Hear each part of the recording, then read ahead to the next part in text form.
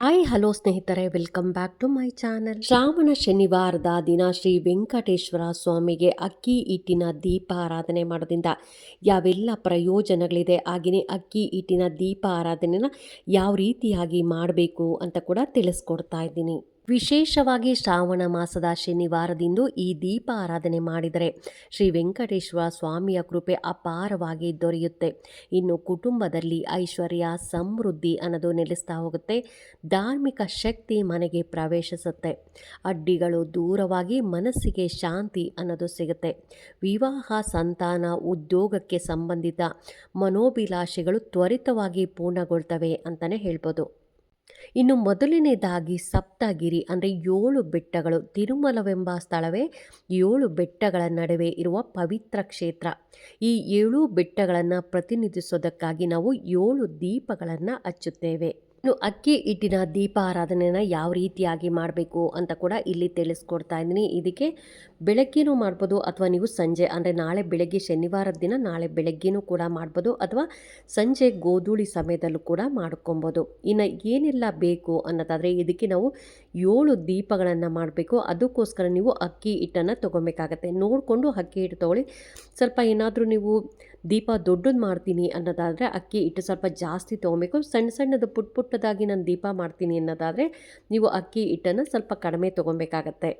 ಇನ್ನು ಅಕ್ಕಿ ಹಿಟ್ಟಿಗೆ ನಾವು ಬೆಲ್ಲವನ್ನು ಅಂದರೆ ಚೆನ್ನಾಗಿ ಪುಡಿ ಮಾಡಿ ಇಟ್ಕೊಂಡಿರುವಂಥ ಬೆಲ್ಲವನ್ನು ಹಾಕ್ಕೋಬೇಕಾಗತ್ತೆ. ಏಕೆಂದರೆ ಸ್ವಲ್ಪ ಗಟ್ಟಿಯಾಗಿ ದೊಡ್ಡದಾಗಿದ್ದರೆ ನಾವು ದೀಪ ಮಾಡೋದಕ್ಕೆ ಬರಲ್ಲ. ಹಾಗಾಗಿ ಚೆನ್ನಾಗಿ ಕುಟ್ಕೊಂಡು ಅಥವಾ ತುರ್ಕೊಂಡು ಇಟ್ಕೊಂಡ್ರೆ ಈಸಿ ಆಗುತ್ತೆ. ಅದ್ರ ಜೊತೆ ನಾನಿಲ್ಲಿ ಒಂದು ಬಾಳೆಹಣ್ಣನ್ನು ತೊಗೊಂಡಿದ್ದೀನಿ. ಇನ್ನು ಸ್ವಲ್ಪ ಇದಕ್ಕೆ ತುಪ್ಪವನ್ನು ಕೂಡ ಹಾಕ್ಕೊಂಡು ಸ್ವಲ್ಪನೇ ನೀವು ಹಾಲು ಹಾಕ್ಕೊಂಡು ಮಿಕ್ಸ್ ಮಾಡ್ಕೊಬೇಕು. ಹಾಲಿಲ್ಲ ಅನ್ನೋರು ನೀರಿನ ಜೊತೆನೂ ಕೂಡ ಮಿಕ್ಸ್ ಮಾಡ್ಕೊಬೋದು. ಆದರೆ ನಾನಿಲ್ಲಿ ಹಾಲನ್ನು ಹಾಕ್ಕೊಂಡು ಮಿಕ್ಸ್ ಮಾಡ್ಕೊತಾ ಇದ್ದೀನಿ. ಚೆನ್ನಾಗಿ ಈ ರೀತಿಯಾಗಿ ಅಂದರೆ ತುಂಬ ತೆಳ್ಳಗೆ ಮಾಡ್ಕೊಬಾರ್ದು, ಈ ರೀತಿಯಾಗಿ ಮಾಡ್ಕೋಬೇಕಾಗುತ್ತೆ. ಅಂದರೆ ನಾವು ಚಪಾತಿ ಹಿಟ್ಟು ಮಾಡ್ತಿರಲ್ಲ ಆ ರೀತಿಯಾಗಿ ಮಾಡಿಕೊಂಡು ನೀವು ಇದನ್ನು 7 ದೀಪಗಳನ್ನು ಮಾಡೋದಕ್ಕೆ ಈ ರೀತಿಯಾಗಿ ಅಂದರೆ ಈಕ್ವಲ್ ಆಗಿ ನಾನಿಲ್ಲಿ 7 ತೊಗೊಂಡಿದ್ದೀನಿ.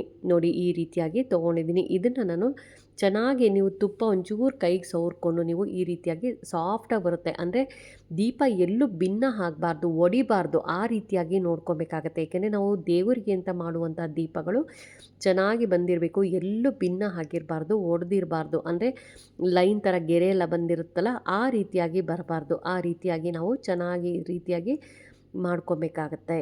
ಶ್ರಾವಣ ಮಾಸ ಅಂದ ತಕ್ಷಣ ನಮಗೆ ನೆನಪಾಗೋದು ವೆಂಕಟೇಶ್ವರ ಸ್ವಾಮಿ.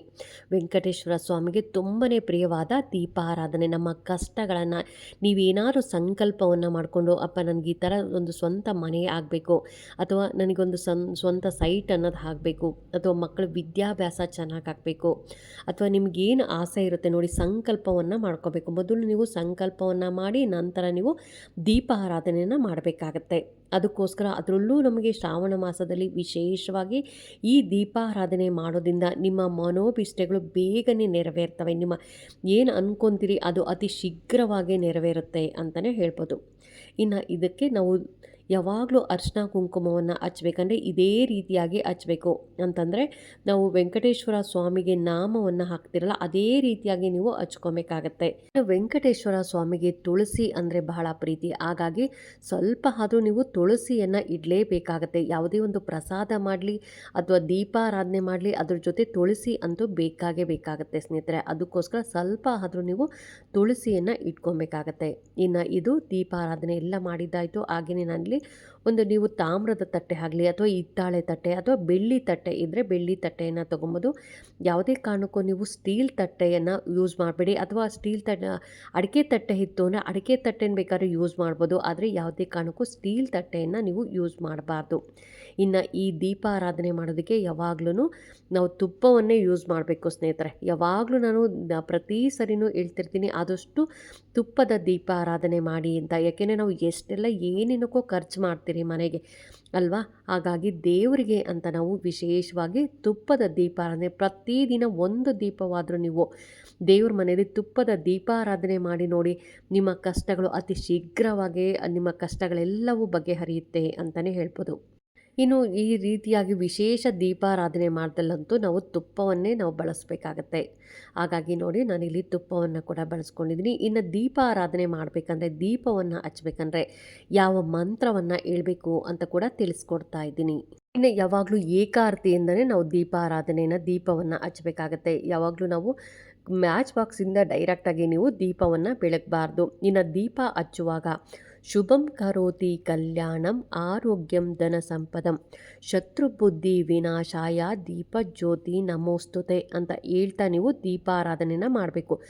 ಪ್ರತಿದಿನವೂ ನೀವು ಮನೆಯಲ್ಲಿ ದೀಪ ಹಚ್ಚಬೇಕಂದ್ರೆ ಇದೇ ಮಂತ್ರವನ್ನು ಹೇಳ್ತಾ ನೀವು ದೀಪವನ್ನು ಹಚ್ಚಬೇಕಾಗತ್ತೆ.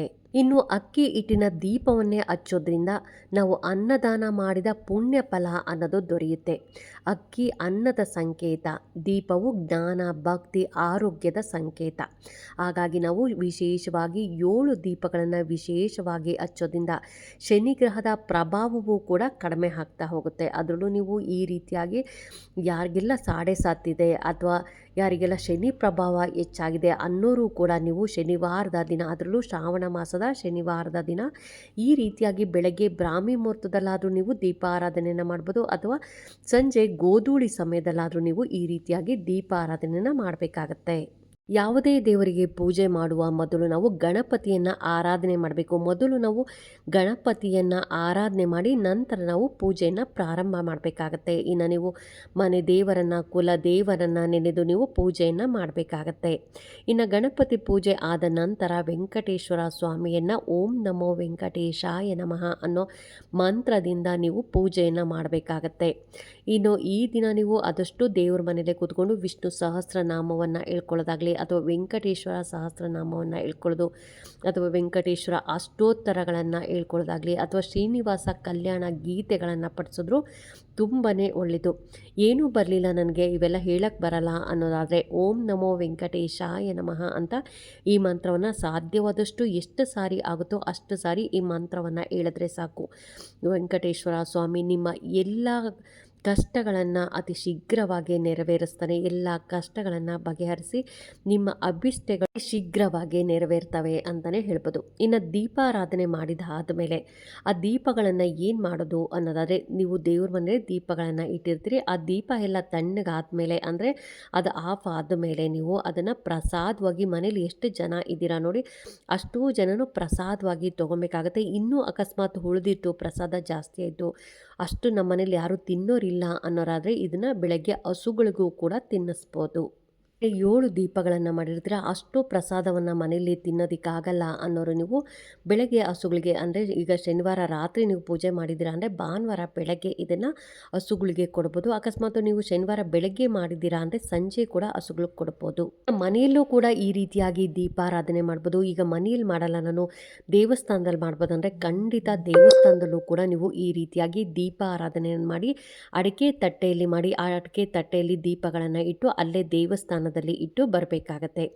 ಈ ರೀತಿಯಾಗಿ ಮಾಡಿ ನೋಡಿ, ನಿಮ್ಮ ಕಷ್ಟಗಳು ಅತಿ ಶೀಘ್ರವಾಗಿ ನೆರವೇರುತ್ತೆ, ನಿಮ್ಮ ಇಷ್ಟಾರ್ಥಗಳು ನೆರವೇರ್ತವೆ ಅಂತಲೇ ಹೇಳ್ಬೋದು. ಹಾಗಾಗಿ ಈ ವಿಡಿಯೋ ಹೇಗೆ ಅನ್ನಿಸ್ತು ಅಂತ ಕಾಮೆಂಟ್ ಬಾಕ್ಸಲ್ಲಿ ಕಾಮೆಂಟ್ ಮಾಡಿ, ಲೈಕ್ ಮಾಡಿ, ಶೇರ್ ಮಾಡಿ.